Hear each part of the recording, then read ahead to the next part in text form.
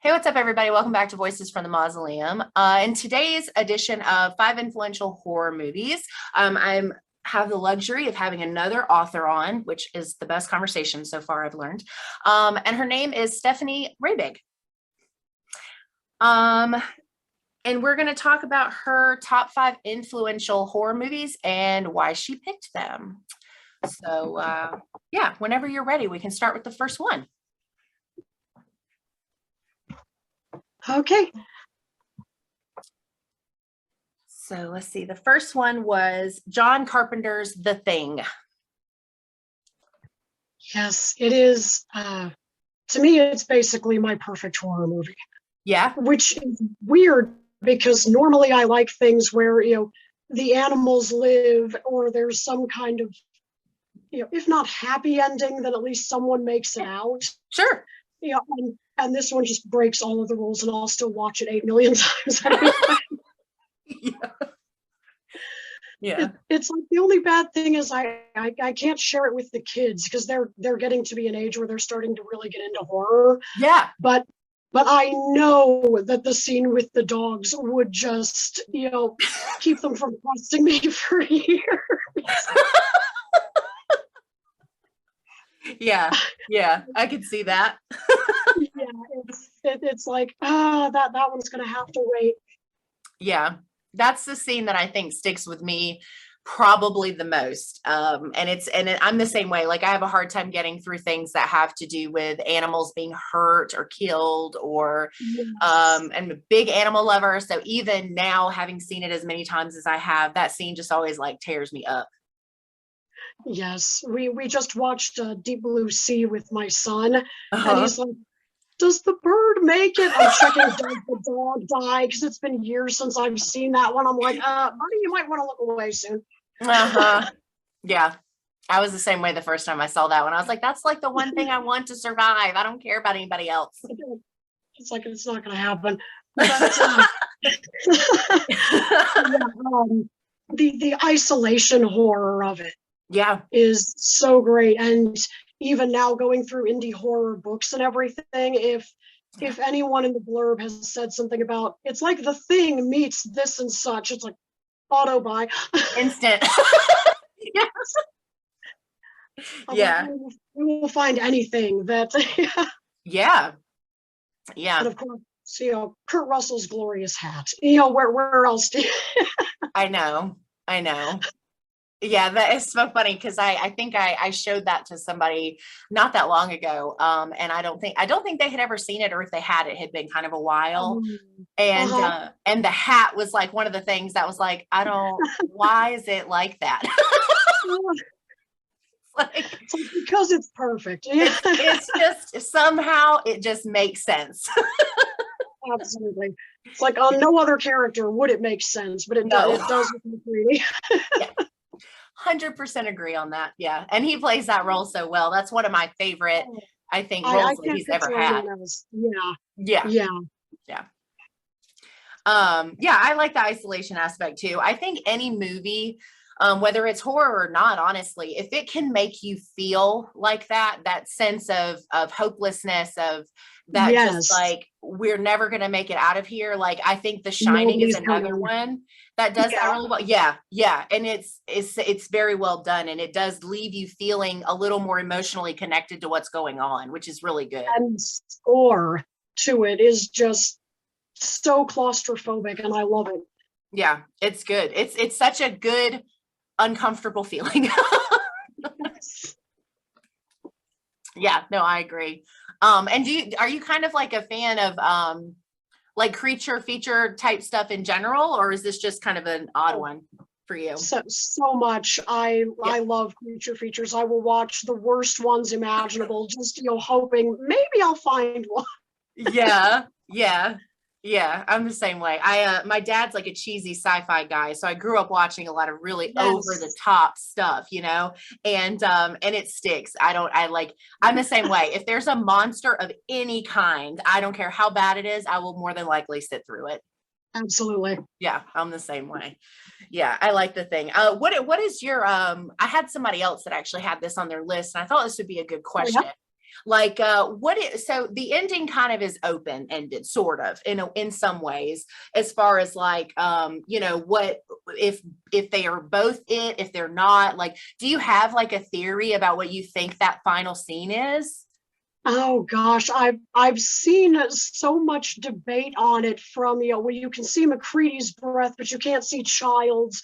And then when they did the prequel in, I think, 2011, Mm-hmm.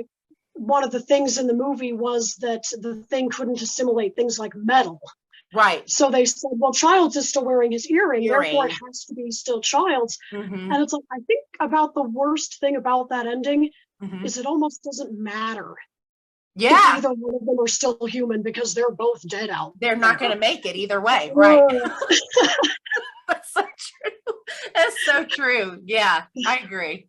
I think one of the ones that I saw that I personally haven't noticed this while watching it, is that there's like these people that say that, like, if you pay attention to the eyes of the person that's supposedly already been infected, it's like there's like a Uh-huh. glint on camera that reflects in their eyes. Really? Yeah. And I was like, I don't know. Like, I have never noticed that because again, I've seen it a I, few times, but that's one of the other I ones that might I've have to seen. watch it again just for research. Yeah, I Oh know. no. Oh no. Yeah. So that one, that was one of the theories that I saw, but that's not something I have seen or noticed. Um, I haven't noticed that either. yeah.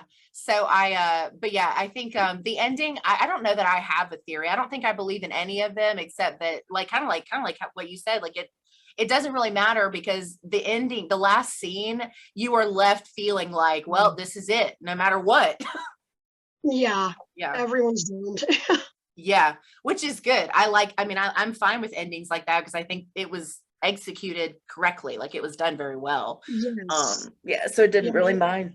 the bleak ending. So I'm fine with stuff not being happy endings as long as it makes sense. That's all I ask. yes, yes. Yeah. Cool. So then your second one. So I had to revisit this one because it's been a really long time since I've seen it. But your second one is Uh-huh. Tremors. Yes. That's what really got me into creature features to begin with, I think, Okay. because and when I was a kid, USA Network Mm-hmm. would run this movie all the time. All the time. Yep. And Yeah. pretty much any time it was on, we would watch it. But then Uh-huh. when I saw the DVD years later and all of a sudden there was cussing, I was like, Oh, right. what is this? Because I'd only see the edited version that my Yes, parents left. that's true. Yeah. Yeah. Yeah. But yeah, it's, even though they're not technically siblings, Val and Earl really give off a brother relationship in the movie. Yes. And Yes. I love the whole siblings fighting monsters trope. So Me too. I just said that yeah, about something the other day. I'm the same way. I love that. it's such a great dynamic. It is. Um, and a lot of times movies go for like the boyfriend girlfriend or husband wife or Yes. whatnot, and it's like, okay, that can be fun, but Sure. it's like, give me a brother and sister yelling at each other while they're trying to stop the apocalypse. Yes. That's much more fun. Yeah. No, I agree. I'm trying to think of what it was that I felt that way about. Oh my gosh, what is it? It's the movie with the ball that stabs people in the face. What is the name? Phantasm. I'm not sure if I've seen that one or if I have. It's It's been forever. it's an older one. I had to rewatch it because I'm going to be honest, I didn't remember any of it. I had to rewatch it for a Did video. someone have it on their list? Yes. Mhm. And I was like, man, I know that I remember like some of it, but it has a brother and it has an older brother and a younger brother dynamic. And I was saying the same thing, that Okay. I love that. Like, I love it when it's the same thing when it's these two, especially if they have, like, if they've been estranged or like if there's just like this tension for some reason and they have to like Yes. overcome that to work together to do whatever. I love that trope. That's one of my It's favorites. like, I'm so mad at you right now, but I'm still going to save your life. Yeah, because I would be really upset if you weren't around anymore and it was my fault. Like, yeah. Yeah. No, I agree. Yeah. I like that trope a lot. And I actually like Tremors is one that I don't think I remembered. I've always, because there's so many of them, I think I kind of forgot that the first one was so good. Aside from, like it's very funny. Huh? Yes. Yeah. And even a lot of the sequels, it's like Yeah. they don't really hold up to the first one as well, but you can tell that a lot of people are having fun. Yes. And Yes. it's like that at least gets a lot of points. Yes. And I remember the second one, there's a line in it for why Kevin Bacon didn't come back. Oh, I don't remember that. Yeah, and he just said something about, well, Val married a good woman. Why would he want to die? That's cute. Yeah, I didn't remember that. And I'm like, thank you for having, instead of just going, well, this character died and that's why they can't come back, Yeah. Yeah. It's a quirky line that fits with the franchise, actually. Like it goes with it really, really well. Yes. Yeah. I think it kind of feels like, for me at least, like I feel like the line when you're doing creature features in general, they typically don't take themselves too seriously anyway. Even the really like kind of darker ones still have those moments of that sense of humor or that comic relief. And Tremors is one that I think does that balance like really, really well. Like it's really well done. When I did my creature feature playing Possum, Tremors was really was it? Definitely an influence on that. Huh. Oh, I'm gonna put a link to your books below. It'll be okay, I should be able to find one that has like your author link, I think, and I'll post that below so people can check out your books too. I looked through some of them. So I was like trying to get acquainted with at least a little bit of like what you wrote before we talked. I think I added, I don't know if it was that one or I can't remember which one it was, but I did add one to my list. So I do intend to read one. Yeah, no, it's I think the Tremors is just a really good fun movie. I think you get so into the characters and they're all really well done as far as their like whatever role they have, they all just did such a great job of like really getting into that role, and it just made it even better. Yeah, it's like you can look at that one and go, yeah, I know these people. I run into them down at the corners. Yeah. It's so true. It's so true. Which really just makes it even more relatable, even outside of the creature part of it. Like you're just like, yeah, that sounds about right. Like let's see. Third one. Oh, Lord of Illusions. Yes. Had you seen that one before? You watched it for this list? This was my first time watching it. Yes, I had not seen it. It was yes, it was the first. I think I had probably heard of it at some point, but I had never seen it. This was my first watching, or my first viewing of it rather, for this. So I'm curious, you have to tell me why you picked it. So picture this. I am 13 years old and absolutely in love with Scott Bakula from Quantum Leap. Right. Okay, got it. And I love horror movies. And I've seen Stephen King until then. Okay. Not realizing that Stephen King is basically like, a warm blanket and hot cocoa in front of a fire. And Clive Barker is basically getting flung out the door into the blizzard. Yes, that's fair. Yeah. And so Dad, after incessant begging like only 13-year-olds with a crush can do, Dad is finally like, okay, we'll go to the theater, we'll watch this, but I am going with you because this probably has some rough stuff in it. Yes. So I'm sitting there at 13 next to my dad watching the movie, including the sex scene, and I'm just like, God, if you're up there, please follow me into the theater. Oh no. I was like, this is not, he's not playing Sam Beckett. Oh God, what did I do?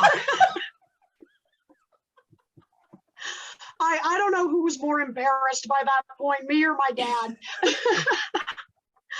But once I got over that part of it, there's these images in that stick with you. The part where all of the cult members realize that it's time to go back. Oh, that played in my nightmares for years. Yeah, I'm trying to think of like the ones that I had like, well, first of all, the beginning is very like it definitely like just jumps right into the insanity. Like there's no easing into it. There's no backstory. It's just like right into it. There's no, let's get to know the characters No. first. It's just, here's a baboon and it's about a child. What? Yes. I know. Yes. And when that part made me so uncomfortable, I was like, I could feel like the anxiety of like watching that part. And I was like, what is going on? Yes. Yeah. And then I think like when he like, I guess he calls it like he binds him or whatever, when he puts the metal, like the devices on him around his head, like after, whatever. Yeah. After he gets shot. I was like, what's going to happen? Like, it was so crazy in the beginning. That was the most graphically horrifying thing I had ever seen up to that point. At 13. Yeah, big screen, front row. Oh, no. I can't even, although I do have to say, it's kind of neat that you have a memory of. By the way, I am what I am. I think we all can say that. I mean, when I think about some of the stuff that I've loved in the past, or like want to watch, or have watched, just like it just explains so much. That was a weird one. So it's funny because I think I can say that I liked it. Yeah, and I think I can say that I like it, but I don't know that I could say why, if that makes sense. Like it was entertaining and it was weird. Yeah, it just sticks in your head. Yeah. And I think that it's like, it's just one of those movies that I think like, I really think like, even if I never saw it again, I wouldn't forget just literally like everything. When the oh my God, when the part when they go into the sand, like when he's just like, oh yeah, like I don't, and he breaks apart. What is his name? Nick? Yeah, time for your reward. Yeah, like I can't like that part. I was like, you have got to be kidding me. Like I was so mad. Like, if I had cut my hair and stabbed myself. Like, I know they're horrible, evil people, but that was mean. That was so mean. Like I was thinking that too. Oh man, that's yeah, I agree. That scene was really, really intense. I did like it though. So I loved your picture that you posted for our next one of the lions. Thank you. Yeah. So the next one is Ghost in the Darkness. Which I'd actually saw when I was really young. So I did have to revisit because I hadn't seen it in, I don't know, a really long time. But yeah, what made you pick that one? Yeah, that one, it's partly because I was born in Chicago and we'd go back whenever we could. And usually when we went back, we'd visit the Natural History Museum. Okay. And I was like, they're making a movie about the lions? Because those lions are amazing. Yeah. Yeah. Again, it was me and my dad in the theater, but fortunately this one was not as awkward or horrifying. Yeah, I can imagine it was probably better.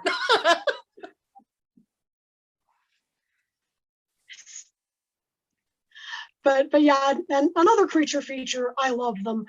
But I just thought they did such an interesting job with showing, the time period and the lack of care for any of the workers in the time period, which has changed so much. Right. Yeah. But and my grandpa on my mom's side had a job working on road construction and building bridges. Oh, so, okay. Well, if he'd been born just, not too long earlier, that, this kind of stuff is what he would have been doing. The construction was interesting. And yeah. I just love the lions. Yeah. It's like, it's weird to say because they're man-eaters and really, really creepy, but I just love them. They were such a big part of my childhood. Yeah. Going to that museum that. Yeah.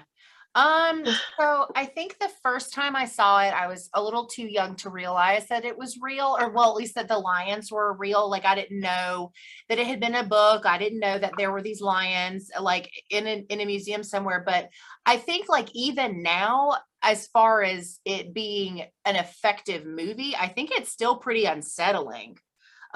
Just making a sense of like, like there really wasn't.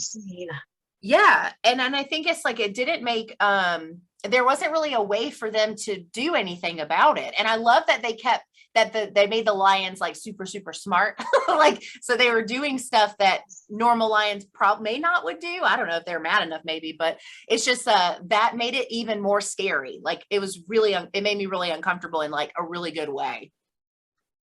Yes. That's a good one. That's cool that you have the tide for that one. I wouldn't have, I don't know. Like, I think when I saw it the first time, I was so young. I don't know that it felt the same. It probably didn't, but I think it was worked out that I revisited it because now it just hits a little differently, especially the scene with like the baby and when he has that nightmare and like, just kind of this like, I won't have a meltdown in the theater. oh, I know it. Yeah. I actually forgot rewatching it that part wasn't real. And then I was like, okay, Yeah. who? Yeah. And that it's like from one, oh my God, that was bad, straight into another. That's true too. That is true. Yeah. I'm trying to think of like what it was about that one. I think I really liked revisiting it. And I think I like this kind of like weird concept of like, he's trying so hard to maintain control over what's going on. Because he wants to keep the job and he wants to make the money and he wants to go home to his wife and meet his kid. And then, but there's also this like nature side of it where it's like, yeah, but like you don't have control because you can't, as a man, you cannot control nature. Like that's not how it works. And I think that's like a really nice theme to like watch the push and pull the whole film of like, you think you've got this, but you don't like, and I really like that a lot. Yeah, absolutely. And yeah, and especially with Michael Douglas's character having succeeded so many times. Yes. And thinking, okay, it might take me a while, but I've got this, Yeah. No. No, I liked his character the most, I think. I think he was my favorite. I loved his character. Yeah. His like connection with the other people and how he like, I liked him a lot. Because he was kind of like, just very like I guess kind of like forward and stern, but he wasn't like a bad person. He wasn't like a complete asshole. Like he was just kind of like, this is what I do, this is what I know, this is who I am. And I think that that's not always usually the case. I feel like usually they always over villainize those type of roles, and they didn't do that with this one, which is good. I think it worked out. Yeah. Either that or they go for the because I'm smart, I'm better than you. Yes. Right. Exactly. And yes.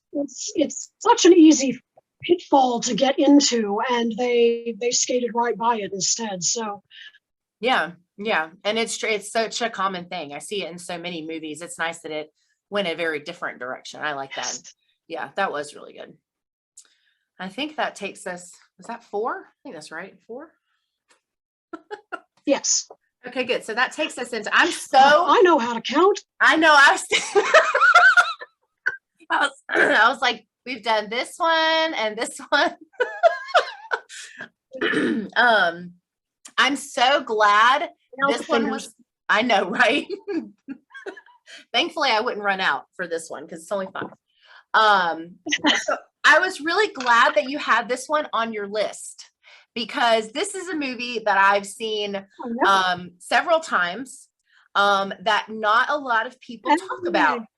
Yeah, so I was really excited about this one, which is Session 9. Yeah. It floors me that it doesn't have more of a fan base. Yeah. Because it has so many things that a lot of people in the horror community love. Yes. Which is just the setting, the psychological aspect. Mm-hmm. You've got slow burn horror rather than jump scares every 30 seconds. Yep. and it's the ending line of the thing. It just stays with you for the rest of your life, pretty much. I know. I know. I It's when I posted I ended up having an extra copy of a book, so I did like a giveaway and I asked people to put like their favorite horror movie, right? So one of the ones, I don't know if you saw this one or not, but somebody commented and said Session 9, and I was like, how bizarre that I haven't heard anybody talk about this movie, and in the last couple of weeks I've heard it twice. Like, it was so crazy to think about. And they posted a gif with that line, and I live in the weekend, what is it, weekend the weak and the wounded. Wounded, that's it. Weekend Wounded. Yeah. So it was like a gif of like that line. I'm saying, like, that's everybody. Yeah. Yeah. So it's just, and I'm never sleeping again. Great. Yep. Yeah, I did. Gosh, that one was a slow burn that was worth the wait though. Sometimes slow burns Yes. can be frustrating, but I feel like that one was worth it. You didn't leave feeling like unsatisfied. Like, you were like, yeah, I'm good with that. But what about this part of the plot? It's like, no, they knew what they were doing and they just tied it up perfect. They really did. And I don't think it was one that was as obvious. A lot of times when you have films where it comes back to like one of the main characters, or our main protagonist is actually the bad guy, or, it kind of does that. It's usually pretty obvious. I don't think this was obvious at all. No, I remember the first time I saw it, I was just, jaw on the floor. Yeah, I remember being the same way. Yeah, I was shocked. They actually do that. Oh my God. Yeah. It was Sixth Sense level for me. Yeah. Yeah.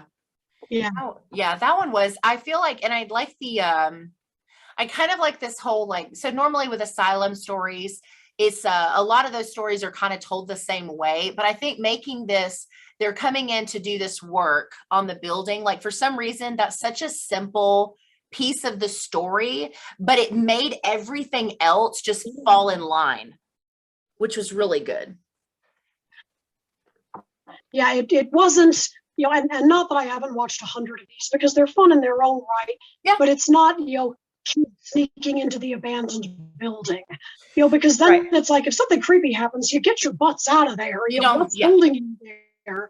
But with them, they've got the job, and it's very plain from the opening scene of the movie that they really need the it. job. Yeah, they did. So, Yeah. Yeah. which honestly kind of ties a little bit back into the thing, because neither plot relies on characters making bad decisions Sure. to have to keep going, because most of the time you're like, why would you not go to a hotel for the night? Yep. It's like, well, you're stuck, or you need this money, and it's a lot more realistic than, but I really want this for my blog. No, Karen, leave. Enough's enough. Yeah, I know, that's true. It's kind of like trying to figure out in found footage films, like, and don't get me wrong, found footage is like my favorite subgenre of horror. I love found footage, but there's always that, there's always that question of like, why are you still filming? Like, there has to be a reason, and if they can't make that reason believable enough.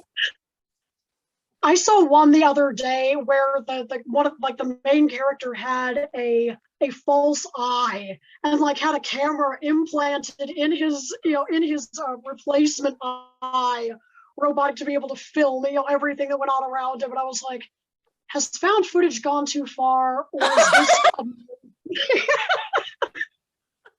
Oh God, I'm not familiar with that one. I haven't heard of that yet. I don't even remember what it was. I just remember being so floored I was like, well, that is certainly one way to get around the why is the camera still on? Because what can you do? That's so true. There's this this found footage movie called Found Footage 3D is what it's called.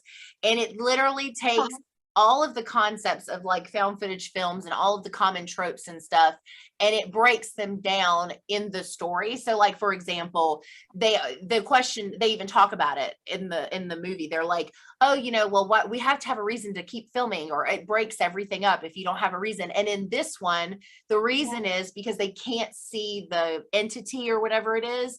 unless they're looking through some type of device. And I'm like, okay, that's kind of cute, because they address that there has to be a reason. And then when things start to go bad, the reasoning is they can't see it with the naked eye. I was like, okay, I see what you did there. I kind of like that. So that works too. I don't think I've seen that one. I'll have to add to the list. Nice. It's a good one. It's a good one, especially if you like the subgenre, because it literally covers all of the things that people hate about found footage, but it's really fun. It's good. I like it a lot.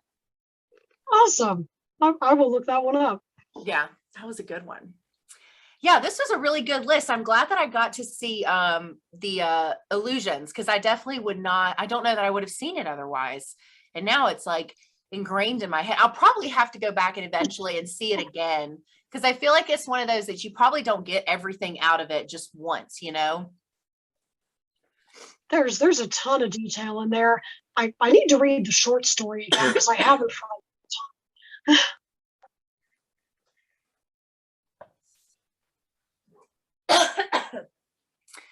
My coffee went down the wrong tube.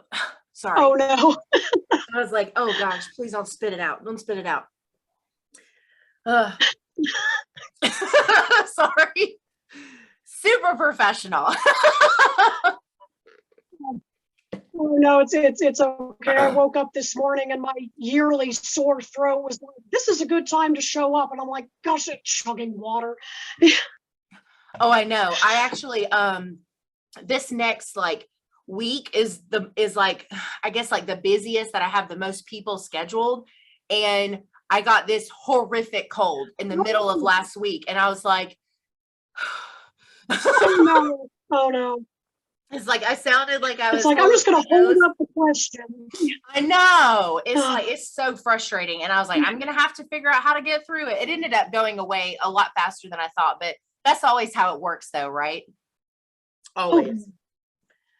Yeah. Well, cool. Well, this was a fun conversation. Yes.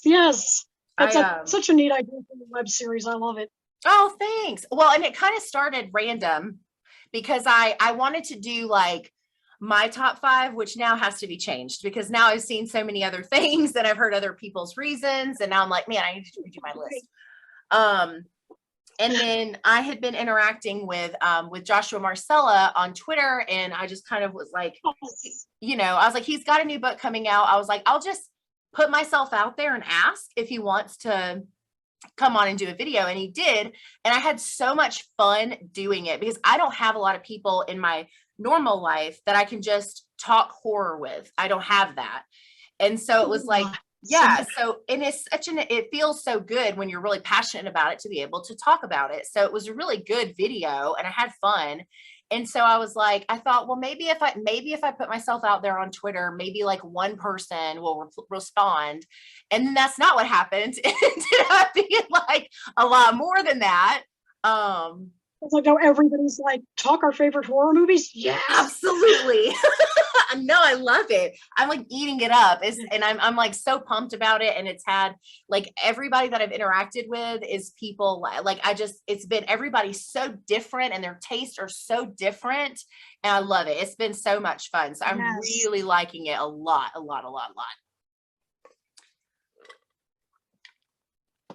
So yeah. Well, thanks for hanging out with me. I really appreciate you taking the time to do it. I know life is crazy sometimes. Oh gosh. I know. But yeah, if you come up with a new web series or something that, you know, has talking to writers about other stuff, I will absolutely come on here again. Heck yeah. No, I had a lot of fun talking to you. I feel like, no, I absolutely will be inviting you back for sure. 100%. I'm trying to think of like, you know, just coming up with ideas, getting ready for the new year. And I've got some ideas in my head about some other stuff that I want to do. And I definitely think like, I'll definitely do something else for sure. Anyway, but yeah, well, I won't keep up too much more of your night. Again, I really do appreciate you talking to me about your movies. Absolutely. This was fun. It was fun. I love doing it. It's exciting. It's so nerve-wracking every time right before I get on camera. I feel like I'm going to throw up. And then about halfway through, I'm like, this is so much fun. I love doing this. I'm like, oh, okay, what was I worried about? Yeah. Well, and it's so easy because everybody is so great. Like everybody is so nice and friendly and just comfortable I love feeling. the indie horror. Oh my God, I Gosh. know. I know. I just shared my video yesterday in my conversation with Luther Cross about this exact thing. And it seems to be everybody's experience because that's just how it is. Like everybody is experiencing the same level of community. And it's awesome. I love it. Yes. It's great. So yeah. Well, these will come out in January. I don't know what order I'm doing them yet because I'm trying to rotate people based on like what their movies were and when I talk to them. And so, but when this one goes live, I'll let you know. I'll send you a link to it. Um, Awesome. and yeah, so thanks again. I had a lot of fun. What's today? Saturday? Yes, thank you. I have no idea. Yes. Yes. It's something for sure. Okay. Well, I hope you enjoy the rest of It's your. pandemic. Oh, I know. It's like time makes no sense anymore. I don't I feel like Wednesday the 35th, I don't know. yesterday was February, tomorrow is next June. It's crazy. Yes, So I believe it. yeah. Yeah. Okay. Well, have a good rest of your night. Enjoy your weekend. The rest of it. About halfway through. You too. Yeah, I'll definitely I'm sure I'll be interacting with you and stuff, but whenever I come up with some new ideas, yeah, I'll definitely be reaching out for sure. Yay. Okay, well, I'll talk to you some other time. Have a good night. You too. Bye. Bye. Hey guys, thanks a lot for hanging out and watching our top 5 influential horror movies. I'm really enjoying doing these episodes. They are a lot of fun, and I am really enjoying the interactions I'm having with other people in the horror community. So I hope you are enjoying watching them as much as I am having them. These episodes will be also listed on our podcast, which will be in the description below. And you can go there to listen to the full episode without the cuts that we had to make for time references for YouTube. And yeah, make sure you circle back. There's going to be 11 episodes total. So make sure you're caught up on all of the ones before and after. And I hope you guys enjoy the rest of your week and enjoy your weekend. We will see you in the next one.